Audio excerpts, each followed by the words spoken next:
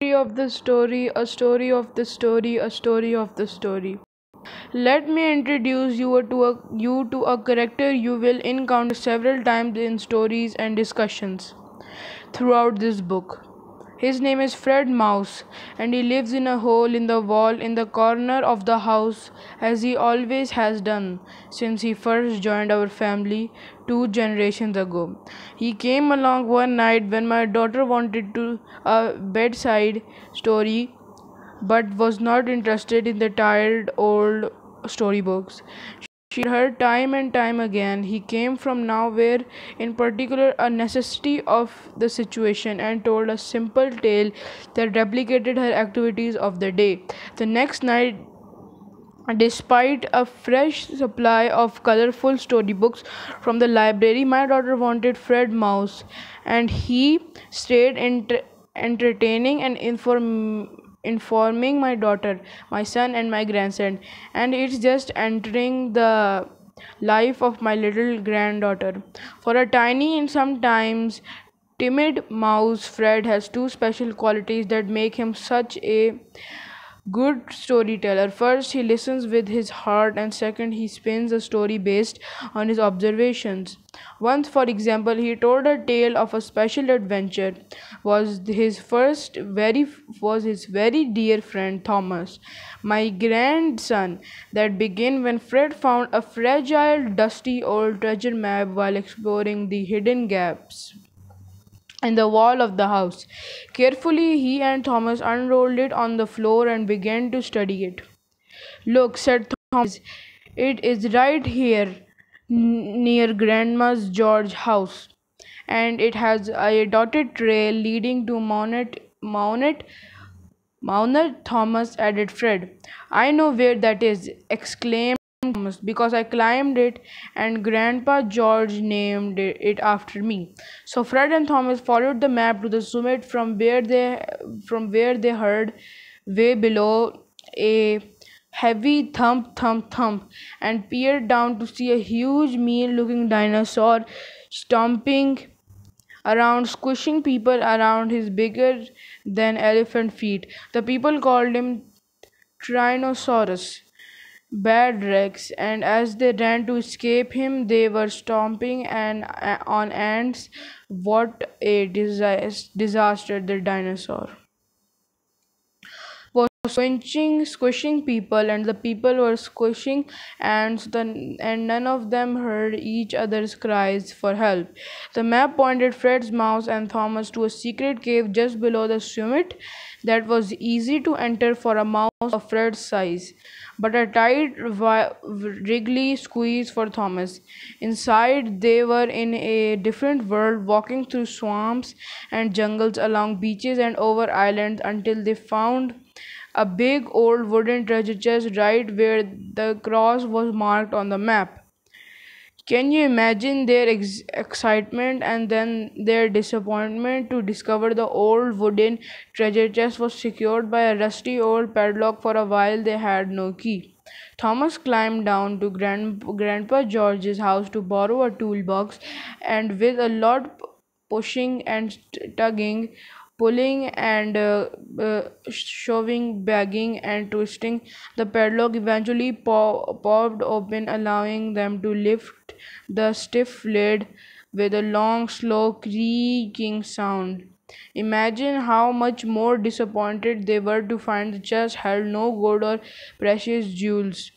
Just as well, thought Fred, for gold and jewels could not help them save the people or the ants from Tyrannosaurus Bad Rex.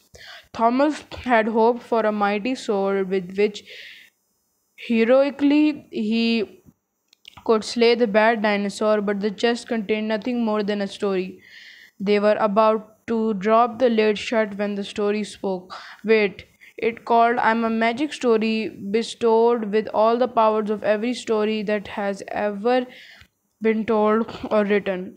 As you have discovered me, it is my duty to help you. Tell me what I can do. Well, said Fred Mouse, we have a very big problem. Thinking of the size of Tyrannosaurus, bad Rex when viewed from the lowly height of a mouse, and he told how people who were squishing ants were being squished by a big bad Tyrannosaurus. Let us visit the ants, said the story. So they followed along busy lines of ants to their nest where homes to their nest where ants chaotically scurried in every direction, for someone had stood on the nest, squishing their bones and many of their friends, as Fred Mouse and Thomas gently handed the story to the queen, and it began a tale in the ants' own language. Silence fell on the confusion as ants stopped securing and gathered to listen to a tale Fred and Thomas could not understand. Silence remained for a while. After the story finished, then the ants spoke in hushed voices among themselves, and with the story Fred and Thomas saw them nodding as if in agreement. Eventually, the story said, "Let us go visit the people." They too were running about in confusion. Tyrannosaurus Rex has just stomped through their village, fluttering cars, knocking doors, houses, destroying schools, and squishing people. Fred Fred again and story brought calm to the confusion as people stopped to listen. Oh. Fred, Mouse, and Thomas listened to their distress and, not knowing how else to help, gave them the story. Again, the story brought calm to the confusion as people stopped to listen. Entranced, comforted, encouraged, guided, and hopeful. Now, said the story, it is time for us to find one Tyrannosaurus Bad Rex. This was a scary suggestion for a tiny, timid mouse like Fred, and even a boy as brave as Thomas. But it wasn't hard to follow the trail of a careless dinosaur whose huge feet punched imprints into farmers' paddocks, flattened bushes, and knocked over trees, finally leading to a tall tree under which Tyrannosaurus Rex lay snoring peacefully. Thomas quietly crept past his long greenish tail, around his big strong legs, past his fat belly, and up his neck, and placed the story gently by his ears. The Tyrannosaurus picked up his ears, slowly opened an eye, and listened to a story in dinosaur language.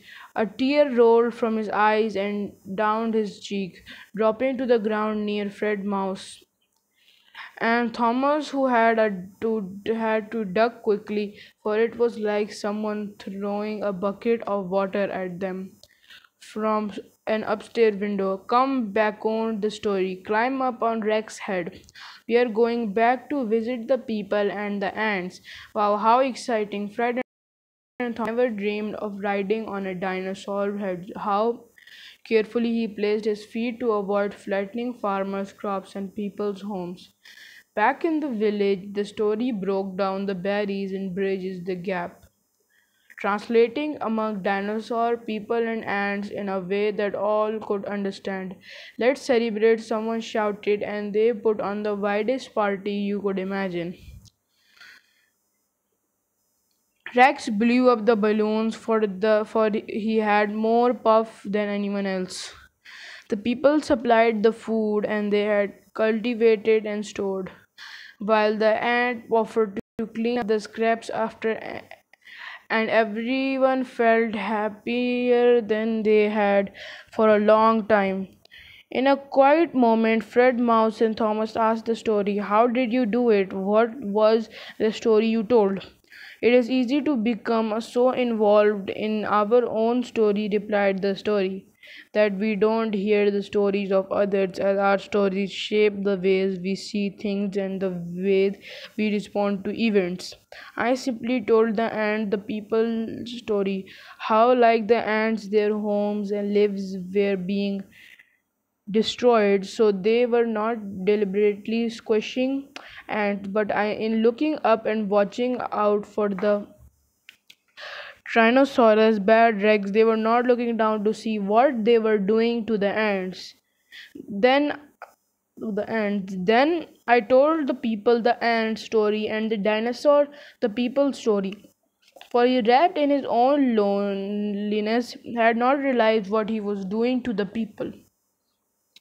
Hearing the story, the ants offered to help the people by cleaning up after them if the people took care when they stepped. And the people offered to befriend Lonely Rex if he watched where he stepped, and Rex off when he Rex if he watched where he stepped, and Rex offered to tread carefully if the people and the ants would be his friend. Be his friend. Stories continued the story. Can make and stop wars, destroy and build friendship, confuse and inform our thinking, burden and enrich our world. We used as carefully as Rex has learned to walk. They have the power to solve our problems and shape our lives. If there was more to hear from the story, Fred's mouse and Thomas didn't hear it for ingratitude. Everyone had begun to thump the table, calling speech, speech to Fred. Rex was so enthusiastic that he almost smashed the table before reminding himself it was okay to be enthusiastic. Carefully. When Fred spoke, he thanked everyone for listening to and acting on the stories. He announced that Rex should henceforth be known as Tyrannosaurus, Good Rex, and the story should no longer be hidden in a dusty old chest, but be available as a treasure for everyone. Thank you.